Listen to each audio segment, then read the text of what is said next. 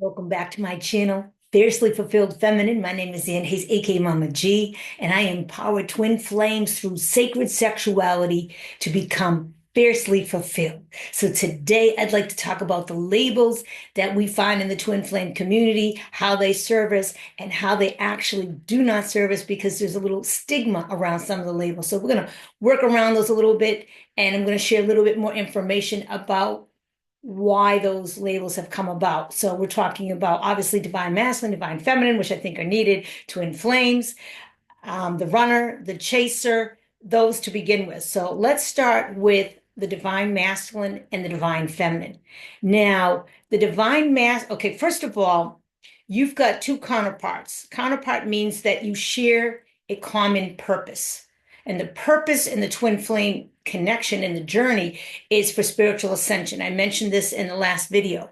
So the divine masculine has an overall vibrational core frequency of masculine energy, which has nothing to do with gender. And I also mentioned that the divine feminine has an overall vibrational core frequency of feminine energy that align with feminine attributes, and the divine masculine with masculine attributes. Now, the problem, because it is a problem, is a little bit of an issue that I see, that I've witnessed in the twin flame community, is that because more men tend to be divine masculines and more women, females, tend to be divine feminines, that a lot of times when others are sharing information about twin flames, they will refer to the divine masculine as he and the divine feminine as she, which is a problem if you ask me, because it's not being consciously aware of the fact that we do have divine masculines who are female, and we have divine feminines who are male. That was intentionally, I believe, designed by the divine as something further to help us to break down false matrix 3D programming. So even within the twin flame community, I feel as though we could be more consciously aware that this exists, and not simply just because it's easier to just say he or she.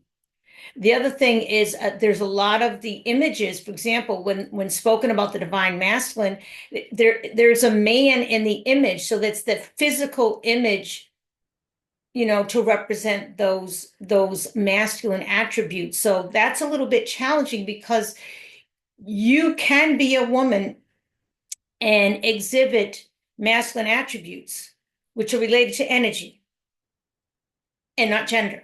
I'd like to repeat that again and again because it's really important. So divine masculine attributes, the energy is related to character traits like being of the mind and the intellect, logical and analytical thinking, very linear, very goal oriented, very action oriented, the warrior, the one who protects, the one who, makes sure that things get done. The divine feminine energy, on the other hand, these are attributes where it's more about flow, intuition, compassion, nurturing, coming, with emotion. It's about emotional connection and of the heart. Okay, both equally valid and both equally important. And when you bring those together, you have balance. We all have masculine and feminine energy within us, each and every single one of us, regardless of our gender. And yet we have chosen to come in and incarnate and to experience a dominant vibrational core frequency of either masculine energy or feminine energy. Okay, so we often refer to these roles, they are roles. We are actors on a stage as the DM and the DF. Okay, which I think is fine. It's just being consciously aware of being mindful that it is not specific to gender. Now, so think of two ends of a magnet, right? Duality consciousness. And we're trying to bring those attributes together and unite and unify those attributes and come into our harmonious union within our own being, and then with a divine counterpart or another person in a divine union. So there's the DM and the DF. Now, I'd like to jump right in and talk about chaser and runner. Okay, again, there's just this kind of stigma around running and chasing. Like it's like someone's running away and someone's chasing. And I'd like to share a different perspective on that. And I'm not going to go into love avoidant and love addiction. Okay, that's going to be for another video. It's about trauma and pain and attachment styles, and it's also about energy. It's holistic. It's very multi-factored. We have to look at the mental body, the emotional body, the physical body, the energetic body. It's just a little bit more involved than we might think. So energetically, we're looking at push-pull energy. We're looking at quote unquote, the DF is typically the chaser. And in other words, they want that love. They just they have to have it. They feel it in their heart, and they just know that they just want that. Okay. And they want it now. And even though they're not necessarily ready to have it now, because they aren't, because it's going to just end up as another trauma bonding relationship. Okay. So I hope this doesn't trigger you. Okay. Whereas the runner is typically the DM, and they're the ones that are like, whoa, this is too much. This is too intense. Because I, I'm overwhelmed here with the energy. I have spent too much time taking care of others, and I just can't be this vulnerable, and I can't get anybody this close to me. Okay. So it's both the chaser and the runner have the same core wound of abandonment. They just express it differently. So what the divine has decided is, okay, I'm going to make this connection so strong, and yet I'm going to put in some safeguards. This is all soul contracted in divine masculine, divine feminine, the divine. Like they sat down with a whole team and said, okay, this is what we're going to do because we're going to be anchoring in these new relationship templates on the planet. We want to bring in unconditional love. We want to harmonize this duality consciousness. We want to break down and dismantle the false matrix and these trauma bonds that are occurring in these relationships. So to me, when the divine feminine reaches out and it's like, oh my God, I have to have this love now. Okay. Instead of saying the chaser, to me, it's like I like to call that action is like the bell toller. Like I'm tolling the bell, I'm signaling something, or maybe like a lighthouse or something I'm signaling to the DM, even though it doesn't seem that way on the surface level. On an energetic soul contract level, I say I because I'm a DF.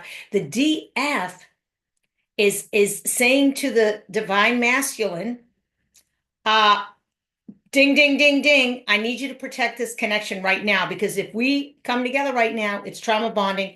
We will not be able to dismantle this. It won't last. It won't be sustainable. We'll be miserable and we'll be stuck in this false matrix. And that's not what we signed up to do. So there's this thing, ding, ding, ding, ding, flash, flash, flash, by reaching out, by chasing, by wanting it now. That's what the DF does. The DM is signaled on an unconscious, subconscious level to say, ooh, I've got to anchor this in. I've got to protect this connection. So I just need to shut this down for a little bit. I've got to just go in my own corner and do my thing so that the divine feminine can go in his or her corner and do their own thing.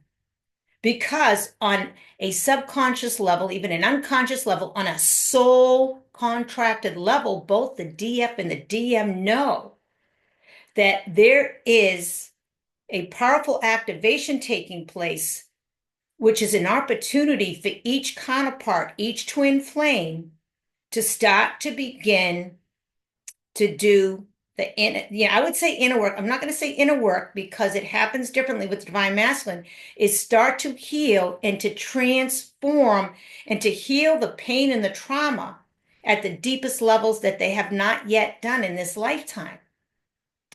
And so here's another important thing to consider. The divine masculine typically does that through connections and relationships with others and through the external environment and the external world. Very different than the divine feminine. The divine feminine instead is going to go in. She or he deals with their shadow work. It's inner work for them, at least initially, for the divine. divine masculine, it is going to be initially through experience within the false matrix, and it may look very different than divine feminine. It may look like the divine masculine is not healing, is not growing, is not changing. So be very, very careful with that. Two very distinct roles, two very different expressions, two very different ways of beginning to heal and transform. And that's why for me, chaser, runner, it puts a little bit of a stigma, and it in a sense it can shame both the DF and the DM, because let's face it, we twin flames have been through some serious trauma, and we've got symptoms of trauma, and we don't really want to be exposed to the world for the way that we have expressed that trauma, okay, and that pain. And yet we know that we need to confront it at some point in order to heal it, to transform, and to transcend the trauma and the false matrix relationship template. So yeah, chase it and run it. If you see that, that's good to go. I like to call the chaser, the runner, quote unquote, the protector. And I like to call the chaser kind of like the lighthouse, signaler. Okay. So the divine masculine's role is to say, okay, I am just going to protect this connection. I'm going to be the soil. I'm grounding it in. I'm the anchor. So the divine masculine to me is like the anchor. It's often said that divine masculine is in the lower three chakras, and then you have the divine feminine in the upper three chakras. Here's the thing. We didn't come to leave Earth to just go fly up into spirit again. At this point, in our physical reality, in this dimensional reality, we chose collectively to bring heaven to earth so that we can enjoy the pleasures of physical existence and yet bring the divine into that existence. So what we're doing is we're meeting in the middle at the heart, which is the seat of the soul. And yet we need an anchor. So it is the divine masculine, in my opinion, who has the most challenging role, because they have chosen to go deep, deep, deep into the belly of the beast. And that may look like some serious addictions, some serious mental illnesses. It may look like just serious illness in general, just extreme challenges in order to anchor in this connection on the physical plane, like I said. And then it's up to the divine feminine to help to bring herself back, him or herself back down, okay, from the woohoo, okay. That didn't sound too nice, okay. It's just making sure that the divine feminine comes back down, gets pulled back down, and then the divine masculine gets pulled up. Okay, so I look at it this way. It's the divine masculine, together, the counterparts have decided, or the twin flames, okay, divine masculine, you're going to go in real, real deep. How deep depends on the soul contract. I feel so the more extreme the polarities, the more challenging, and yet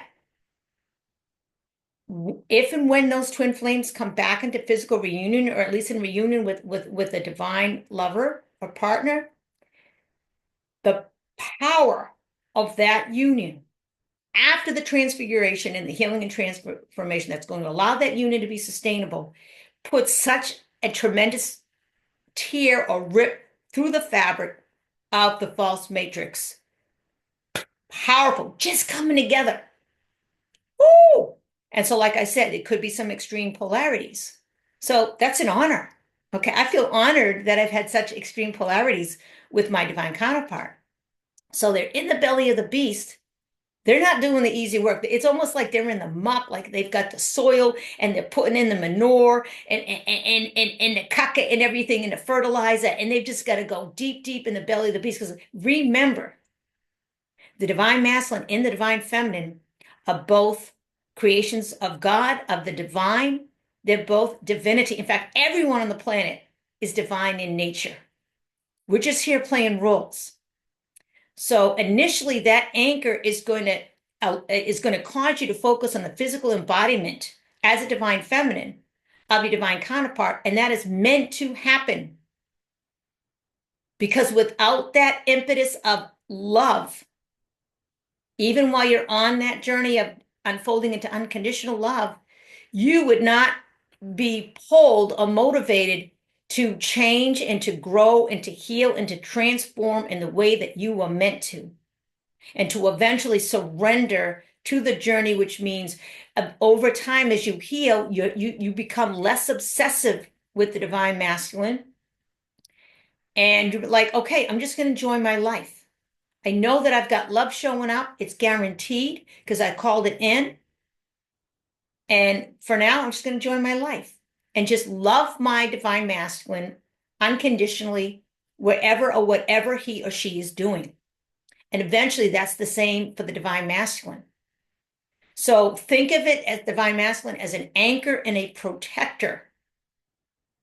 And eventually, once the divine feminine, once he or she surrenders to the journey and begins to open up to all that life has to offer, he or she actually helps, almost like a big balloon, helps to start to pull the divine masculine out of being deeply embedded in the belly of the beast and deeply into the false matrix. So starts to pull the divine masculine out, and the divine masculine is then said to begin to awaken. Now, let me explain there. What does it mean to be the unawakened versus the awakened twin? Oh, it's not about spiritual awakening, because I believe that both the divine masculine and the divine feminine are spiritual in nature. To what degree, I really can't say. And yet, what it means when one says in the twin flame community that the divine masculine is the unawakened twin is that initially they are not aware of the depth and the purpose of this connection with their DF because they're not meant to be. You see, there's a divine template, all architected behind the scenes before we incarnate, where it's like, okay, we're going to trigger this connection at this point. We're going to make sure that you meet. We're going to make sure you connect. It's going to unfold in this way. And yet, the divine feminine, we're going to make you aware first, because at least one of you has to be aware. Because if you're both not aware, nothing's ever going to happen. If you're both too aware, you're going to come together too fast. It's going to be another trauma bond. You see how beautiful the divine functions in this divine design and this divine plan. Okay. So at some point, probably program or coded into the biological computer, the energetic computer, there will be a trigger in the DNA. There will be a moment or a trigger on an event or a circumstance that simply, ding, all of a sudden, the divine masculine is aware of the connection. Okay? Is aware of the connection. So this unawakened, awakened, oftentimes there's a stigma connected to the unawakened twin. So I just want to clarify that first of all, it doesn't mean they're not spiritually awakened. It does not mean that they're not spiritual. It simply means that they chose a different role. They chose to do their part, the divine masculine, to make sure that this connection is stabilized and serves its purpose. In other words, to make sure that there isn't trauma bonding and that the healing and transformation takes place. So the divine feminine, again, to reiterate, needs to be aware of the connection to make sure that things keep moving in the way that have been designed to move. The divine masculine is not meant to be triggered into that awareness of the connection until enough healing and transformation has happened in order to make any potential physical reunion sustainable. Sustainable. Okay. And I know we've got separations, but this and that. Every single twin flame journey is distinctly unique. I just want to share that. So again, let's be mindful of how we perceive either the divine feminine or the divine masculine, because all is divine, all is beautiful, and let's be kind. Let's be kind to the divine masculine. Let's be kind to the divine feminine. So let me see if there's anything that I missed here. I have some notes here. I think I pretty much, okay. So some other words that have been used instead of twin flame are divine counterpart, The word divine, okay, counterpart is a shared purpose, which is to anchor in 5D unconditional love relationship templates onto the planet. We have the other self, because technically it's a universe. We're all other selves. Okay, so that's me. It's two sides of the same coin. That's this is me here, this is me here, and that's why there's mirroring on this twin flame journey where the divine masculine, divine feminine in different ways will mirror to each other their core wounds and what needs to be looked at and healed. But basically, we're showing each other our demons. It's real. The demons are the ego, belief systems that we self-impose and self-create so that we can just heal them and come back and generate LOVE unconditionally on the planet. So let me see if there's anything else. Bada bing, bada bang. So let's remove these stigmas. Let's be mindful. Okay, I mentioned the false matrix, the underworld. There was something else that I wanted to share. Oh, yes. There are many out there, like once they get to a certain point on the twin flame journey, it's like, oh, let's get rid of the labels and we don't need to say twin flames and blah, blah, blah. You should be saying the other self or this or that because you're not really separate. It's just an illusion. And you're going to perpetuate separation if you continue to call them your twin flame. Here's the deal. I believe that, first of all, the labels serve a purpose and the twin flame serves a purpose. And I actually like the term. Okay, I'm not going to go into what I think it represents for me.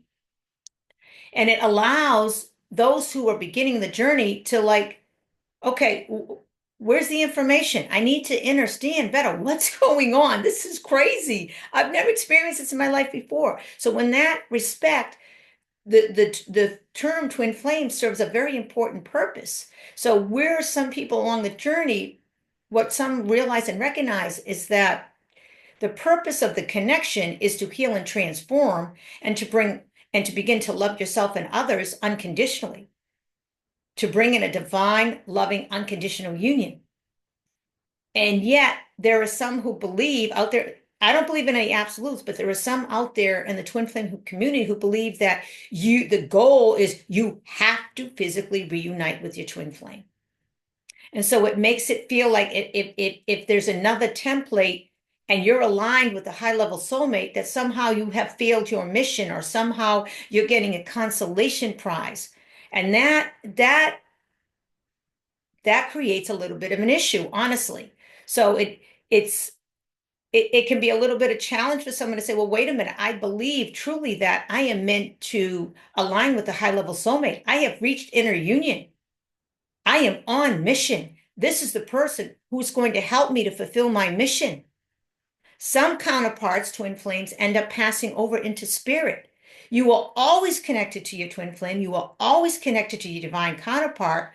But depending on your mission and the experience that your soul desire to have, you may or may not end up, I believe, in physical reunion with your twin flame. Perhaps maybe later in life.